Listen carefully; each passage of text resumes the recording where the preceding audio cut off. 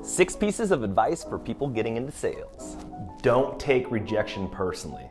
In sales, you are gonna get no after no after no after no after no. The first thing you could do is start building up that resiliency muscle. So you're gonna start seeing, if you haven't already, the top performers in your office, when they get a no on them, it's a quick brush off. It's a quick brush off. It's a quick, okay, fuck that, back to it. So just be able to just brush it off and get back into things. Truly, you got to get through the no's to get to the yes. It is a numbers game in that respect. So don't let that no shock you to your core. Overcome it, push it off, brush it, get back to it. You're going to start building up that resiliency muscle. Life's going to be a lot better. Don't sell features, sell outcomes. You need to put yourself in a listening state. At the start of the meeting, you want your intro, you want to blast through that, and then you want to hop right into discovery. This is where you're asking really good questions to discover and get data from your prospect. A lot of people who are new to sales, they don't know where to go. They don't know how to navigate through the deal, so they'll just be like, hey, this, that, feature dump. Feature dump is assuming that you know what your prospect needs, and you're just hitting them. It has this functionality. It can integrate with this. It can do that. It's like a nervousy, jittery thing that it's like a default that they go to. It's like, okay, hold on. First, wait. Understand where your prospect's problems are. What do they need? What's important to them? You figure that out, you need to figure out how to start asking really good, open-ended questions to get them to throw up all over you. When they throw up on you, that's data. That's what you use. Because then after that discovery part, then you're gonna move into selling and positioning, and you're gonna use all that information to position your product as the thing that solves their problems. Sell outcomes. So when you're asking good questions that get them talking and you figure out that they're at A and they wanna be at B, B's the outcome. This is gonna make my life so much easier. It's gonna save me all this time. This time means this X amount of dollars. That's what you're gonna start selling. You're not gonna be selling the features that are gonna get them from A to B. You're gonna sell those outcomes, where they're gonna be, what they're losing out on. Don't sell features, sell outcomes. There's no sugarcoating it. Prepare to grind. So you made the commitment to get into sales. When you get into sales, there's the potential where you can make a lot of money. Financial freedom, you can get there through sales. But first, you need to make that commitment. And then you get the job offer, you get the promotion, whatever it is, you prepare to grind. What does that mean? What does that look like? You go into the office each day and you're submissive. You're in there, you're in your seat, you're listening to your leaders, you're banging out emails, you're hitting the phones, you're rinsing and repeating. That's it. You're gonna get pelted with no's, so much rejection. But this is what it takes, day in, day out. Day in, day out, you go. Now, one of the things that you could do to help with the grind so you don't burn out is develop a routine. So what that means for me personally, I'm focused on my sleep, the time I wake up, my exercise, and my nutrition. So you need whatever it is, it's just gonna help you along the way. You could do without it, I recommend it against it. The top performers have a routine, they have a ceremony for each day. So for example, my ceremony, my routine, the night before, when I'm hopping into bed, I'm on my notebook and I'm planning out my day. In terms of when I get into the office, who I'm gonna talk to, opportunities that I'm gonna work, what time I'm getting to the gym, what I'm gonna be eating, when I'm gonna be eating. That way, like subconsciously, you allow your mind to work on that. So when you wake up and get going, it's like, you don't need to think about it. It's like, bang, bang, bang, bang, bang. This is what I'm gonna do. So it really helps on a subconscious level. That's why it's important to develop a routine. If you don't have CRM experience, start researching.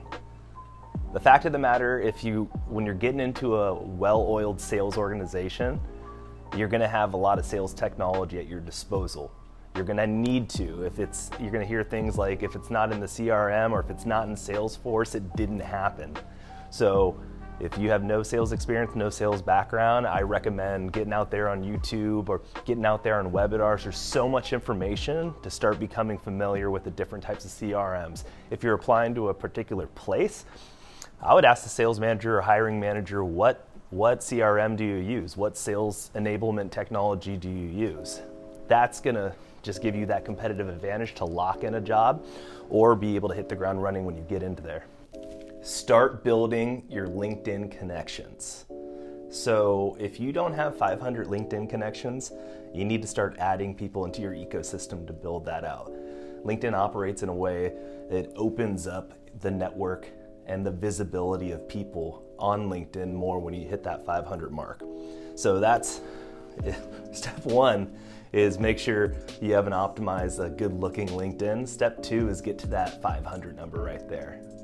You're in sales, so you're gonna be reaching out to a lot of people through email, on the phone, and you best bet that when your email drops in their inbox, they're gonna be like, who is this person? So they're gonna look you up. One of the first things they're gonna do probably is look for your LinkedIn, and when they find you, they're gonna drop on your page, and that page is gonna be a representation of you. So they're gonna judge you, absolutely. So don't mess things up by just having a crappy looking LinkedIn with your profile picture of you as a baseball player in college. So spruce it up, take some time, start building your that's your professional network there. Start putting people in your ecosystem, get to that 500, and that way it just opens up things. So when you're working referrals, there's best practices for referrals through LinkedIn. It's gonna make life a lot easier, so step that LinkedIn game up. Another really important use of LinkedIn is lead generation. So you're gonna be finding not only leads, but you're gonna start mapping out the organization within it. So just start becoming familiar with LinkedIn. It's gonna behoove you to do that. Sales is a discipline. So two things. You need to train and you need to execute.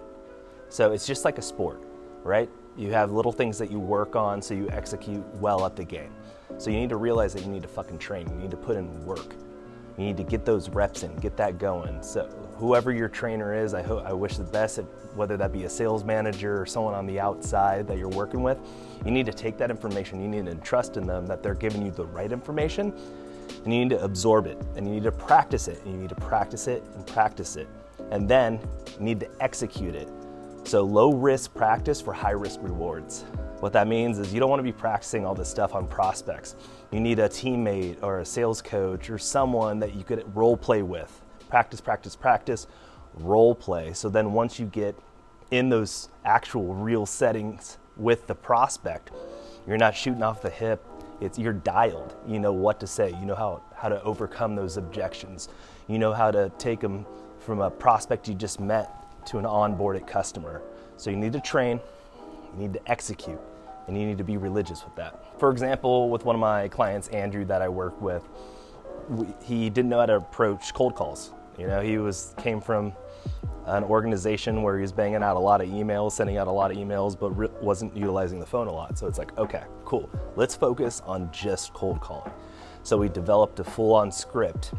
And once we developed that script, we went line by line by line, and we focused. We spent 15 minutes on the opening line, and we role played together as if I was the customer, and he was trying it out on me. And it's basically one single line we role played 10 to 15 minutes on, and we just went over tonality, cadence, so how you pause, how you say things, how you accent things.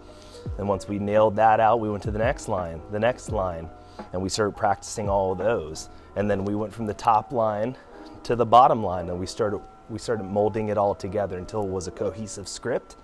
Role played it together. Once he got on the calls, he was at an appointment setting part of it, he was just banging down the list. He was setting appointment after appointment after appointment. Why? Because he repped it. He got his reps in. He trained tonality, cadence, all that. So low risk practice, high risk rewards. If you want to learn more, I made a free sales training video, so click the link below. It's helped people just like you all over the country meet and start exceeding their quotas. So click the link below, and I'll see you inside.